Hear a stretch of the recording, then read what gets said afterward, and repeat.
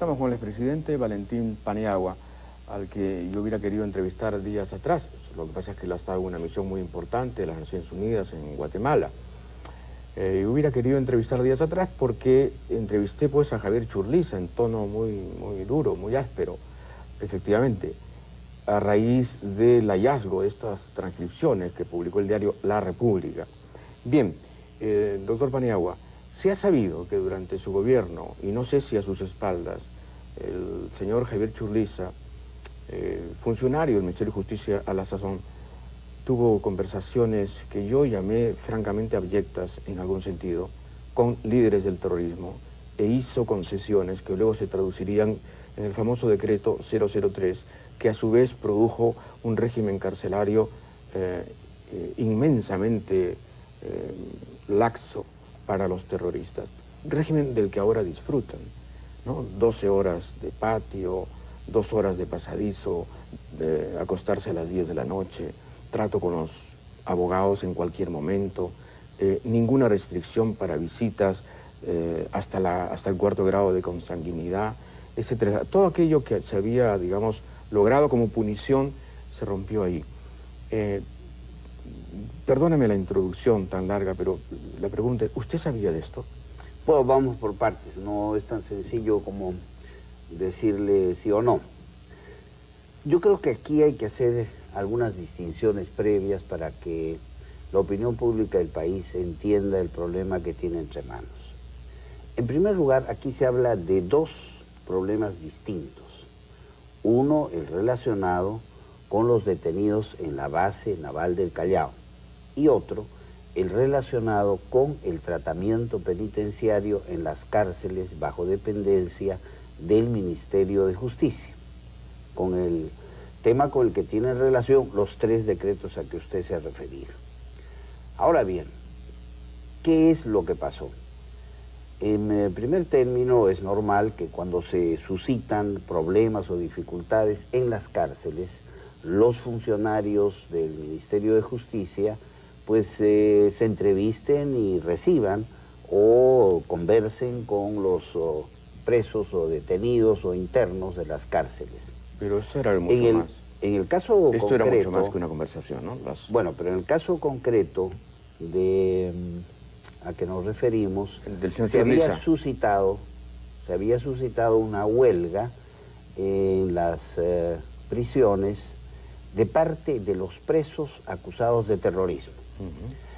Y el Ministerio de Justicia, por razón de esta circunstancia, estableció alguna conversación. Desde luego yo sabía que el ministro de Justicia, a través del director del INPE, etcétera, había estado realizando conversaciones destinadas, todas ellas obviamente, a tratar... A mitigar el motín. Así es. A mitigar el motín. El tema carcelario. Pero usted no sabía que estaban haciéndose otras conversaciones.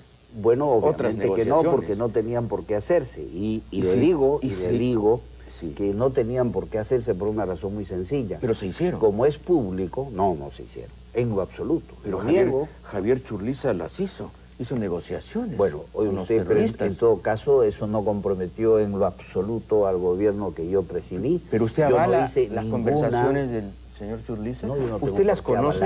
No, desde luego que no. Pero entonces, no tengo ¿cómo puede descartarlas o avalarlas o no avalarlas? Por una razón muy sencilla, porque en el gobierno de transición, quien tomaban las decisiones era el Consejo de Ministros sobre temas políticos como a los que usted se refiere, de negociar nada menos que con Sendero Luminoso. Yo lo estimo mucho, ¿de acuerdo? Pero no puedo entenderlo. Pero su estima no puede llegar al punto de hacerme aprobar cosas que yo desconocía. No. ¿Cómo puede usted desconocer esto? ¿Y cómo puedo conocerlo? Yo no estuve presente en las conversaciones. Lo conozco yo. Bueno, está bien, pero a posteriori... ¿Por qué no lo conoce usted, que era el presidente? Usted y yo conocemos esto a posteriori y naturalmente... Si usted leyera esto, no lo avalaría. Desde luego que no. Además, no tengo por qué avalarlo. Yo lo único que tengo que avalar... hablan de la Comisión de la Verdad como un instrumento posible de reconciliación. Puede ser, pero Guzmán. El señor Churliza no tenía ninguna autorización para hablar de ese tema. O sea que lo que él habló aquí en exceso es cuestión suya. Evidentemente. Eso quería oírlo. El gobierno de transición no iba a consultarle jamás a los representantes de Sendero Luminoso la conformación de la Comisión de la Verdad o la integración de la Comisión de la Verdad. Y los alcances de la Comisión de la Verdad. Eso habría sido y peor que eso, los alcances de la Comisión de la Verdad, si era reconciliatoria o no era reconciliatoria. Mire usted, yo creo que como portavoz del gobierno, entonces el señor Churliza no tenía autorización para hablar de ello. Por cierto que no mía por lo menos. De acuerdo. De tal manera que... Usted hace un deslinde ahí muy claro. Por supuesto, clarísimo. Clarísimo. En su gobierno no hubo concesiones al terrorismo. Ninguna, en lo absoluto. Pero carcelariamente se amplió. No, ese es otro tema. Okay, mire usted, vamos al tema. Yo creo que hay que decir las cosas claras. Cuando llega el gobierno de transición, encontramos las cárceles en una situación desastrosa. Hay unas reglas que teóricamente establecían determinado tipo de procedimientos y ambientes para las entrevistas de los terroristas con sus abogados, sus familiares, etc. Reglas que eran pura retórica, porque sencillamente las instalaciones de las cárceles no permitían aplicarlas. El Ministerio de Justicia dicta algunas disposiciones, que son los decretos que usted ha mencionado. El 03, que establece unas ciertas reglas para estas entrevistas. Claro. Luego el Decreto Supremo 06, que en vista, esto fue en enero el 03, el 06 me parece que fue en el mes de abril o marzo, no, marzo. Fueron muy seguidos, sí. Así es, marzo me parece. Y entonces allí, en vista de la experiencia concreta que se había logrado a la luz de la primera disposición, se encomienda a los jefes o a los jefes de las cárceles que ellos establezcan las reglas más apropiadas para una adecuada administración carcelaria. Y en el mes de abril, me parece, se dicta el Decreto Supremo 026, que deroga los anteriores a raíz de que se había dictado la ley o el Código de Ejecución Penal, que ya establece normas de carácter general por vía legislativa y no administrativa. Correcto. Estas normas debían entrar en vigencia, si no me equivoco, 60 días después de la dación de la ley. ¿Cuál era el objetivo de la Comisión de la Verdad cuando ustedes la crean?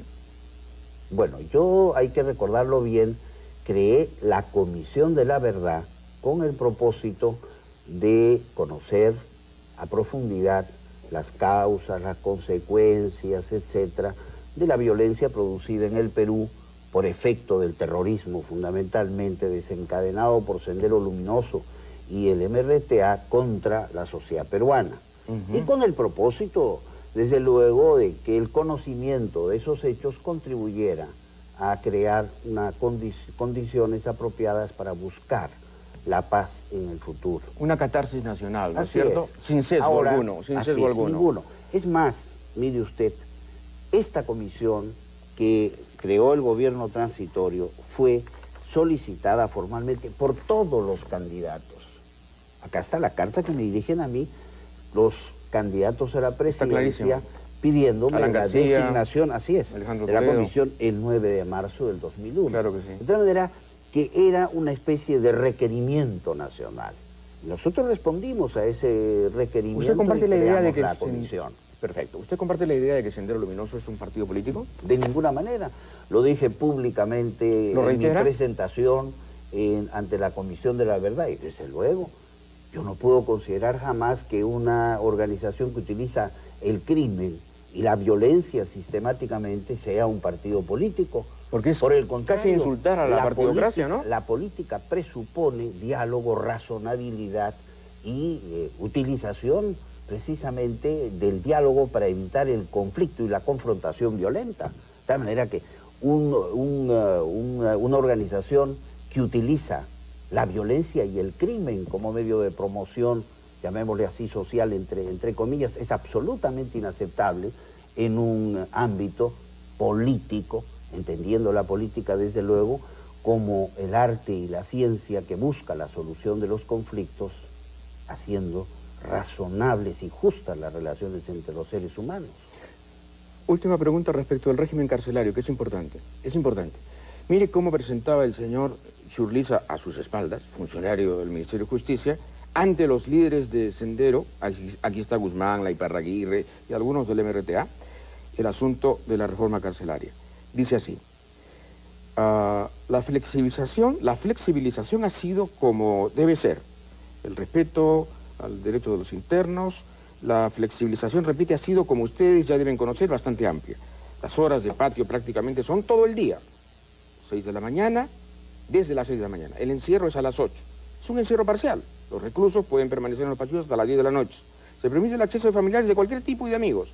Se les entrega un carnet de visita mediante una identificación con DNI. Se permite el acceso de abogados a cualquier día durante la semana, sin previo aviso, con la identificación de su carnet de abogados, etc. Les empieza a narrar con gran entusiasmo lo que él más o menos ha podido, digamos, lograr como intermediario. No es así, intermediario. Pero da la impresión, da la impresión. Bueno, mire usted, es una conversación naturalmente que tiene un giro que desde luego nada tiene que hacer con las decisiones políticas del gobierno. Acá lo que importa, y creo que el país debe saber, es que nosotros, en el gobierno transitorio, no establecimos ninguna negociación con Sendero Luminoso. Las comunicaciones que el señor o que los detenidos en la base naval del Callao me enviaron a mí, nunca fueron contestadas. Y hay prueba concreta de eso. El 12 de julio del año 2001, es decir, 15 días antes de que yo me fuera del gobierno... ¿No se les pasó la mano en la flexibilización carcelaria? No, en lo absoluto. Porque gracias a eso se dice, ha habido ya vínculos. No es cierto, porque... Con los intermediarios. No es cierto. Es que hay que distinguir... Con los mensajeros de Sendero, mejor dicho. Es que tampoco es verdad. Por el contrario, nosotros restablecimos en la cárcel de Llana-Mayo las instalaciones que permitían precisamente imponer disciplina que no existía. Porque se había relajado al máximo. Así es, se habían destruido todas las instalaciones y por lo tanto no había forma de que existiera allí orden y mucho menos que se cumplieran las disposiciones teóricas muy severas que impedían, en fin, la comunicación incluso entre los propios terroristas. Entonces, digamos, transcripciones como esta deben haberlo sorprendido. Naturalmente que sí. Lamentablemente he estado ausente en Guatemala y ciertamente eso me ha impedido conocer muy en detalle estos hechos, pero tengo la información necesaria. Y en todo caso... Desde su perspectiva, mano dura con el terrorismo, siempre. Siempre fue así. Además, yo lo dije públicamente en el momento en que había que decirlo, y lo dije sobre todo, desde luego dando la cara, lo dije en la época en que había terrorismo y en que decir determinadas cosas implicaba ciertos riesgos. Podía costar la vida. Lo dije cuando asumí el año 1982 la presidencia de la Cámara de Diputados, con toda, lo dicho, expresé con toda energía la condena, el rechazo al terrorismo en un discurso que está publicado en El Peruano, de tal manera que basta simplemente revisar ese discurso para ver cuál era el lenguaje y cuál era mi posición, y basta revisar las noticias de la presentación ante la Comisión de la Verdad y las críticas de que fui objeto precisamente porque yo sostuve o porque yo discrepé de ese punto de vista que es sostenido por algunas personas según las cuales Sendero Luminoso y los otros movimientos terroristas a los que nosotros consideramos delincuentes, ciertamente a juicio de otros son partidos políticos, para nosotros no. En eso fui siempre claro, y yo no soy un hombre que desee ¿Teme usted que la Comisión de la Verdad, nadie? Estamos a poquitos días de la entrega del informe final, ¿teme usted que la Comisión de la Verdad pueda haber desnaturalizado sus metas? No, yo no prejuzgo el trabajo de la Comisión de la Verdad. Yo espero que la Comisión de la Verdad, como todos, pues se atenga a la verdad y recuerde que los esfuerzos que hicieron los partidos democráticos y los gobiernos democráticos del presidente Belaúnde, del presidente García, fueron enormes en momentos sumamente difíciles para el país. Y que consiguientemente... Y lo que diga la Comisión de la Verdad... en el contexto en que se produjeron. Eso es importante. ¿Lo que diga la Comisión de la Verdad es vinculante, es obligatorio, es como un fallo judicial? No, no lo es. El propio decreto de creación de la Comisión de la Verdad lo dice. Son recomendaciones. No puede ser vinculante porque, como usted sabe bien, César, para que las únicas decisiones vinculantes en lo que concierne a la conducta de las personas son las decisiones que adoptan los jueces. De tal manera que en ese aspecto... Pero moralmente sí será importante, ¿no? Bueno, es fundamental, desde luego, por carácter que tienen los hechos que son materia de la investigación y porque abre la posibilidad precisamente a la acción de otros actores y agentes del poder público, ellos sí investidos de autoridad, pero nada más que por eso. Se nos ha pasado el tiempo, doctor Paniagua. Muchas Pues gracias por haber agradezco, estado acá. César, Lástima no podemos tocar el tema de Guatemala, lo siento No se mucho. preocupe. Usted ha cumplido una labor muy importante ahí, creo que la sigue cumpliendo. Es un país muy crispado, siempre lo ha estado, y usted va de pacificador, casi de la gasca. Espero, si nos puede contar en un minuto qué es lo que está pasando en Guatemala y cuál es su próxima tarea en Guatemala. Bueno, mire usted, yo soy un hombre siempre optimista. Yo creo que hay dificultades, pero que hay un pueblo que, como el pueblo del Perú, lucha denodadamente por afirmar su democracia y que al final esos esfuerzos serán fecundos y Guatemala pues ha de lograr echar las bases de un gran proceso. ¿Y Ríos Montt regresará a la presidencia? Este tipo que fue un dictador feroz. Eso sí, es un criminal. Exceso de imaginación, pero yo le diría en política, César, mejor historiador que profeta. De tal manera profeta, ¿no? Que esperemos los sucesos. Aquí Fujimori tiene 17% de intención de voto en Lima. Así bueno, que... no creo que sea eso, ¿verdad? Sí, lo acaban de decir algunas encuestadoras. Yo tampoco puedo creerlo, pero dicen que es cierto. Entonces, si Ríos Montt regresa en Guatemala, Fujimori puede regresar en el Perú. Afortunadamente en el Perú hay otros que en todo caso tienen mejores y mayores Usted tiene 21%, no se haga, no se haga el loco. Pero sea, usted sea 21%. Fuere, pues y usted va a ser el candidato del centro, evidentemente. Claro que lo va a negar, pero usted es el candidato del centro. Va a tener que disputar con Alan García y con Fujimori, parece. Si es que todo se cumple, ¿no? Si se fuera candidato, entonces. ¿No sería irónico competir con Fujimori? Bueno, mire, usted es demasiado prematuro para hablar de eso. Hoy día hay tareas mucho más graves en el Perú. Y ojalá... ¿Cómo se hace? Ojalá usted en los próximos días pues tengamos un ambiente un poco más claro, menos denso del que ahora tenemos. Gracias, José Paniagua.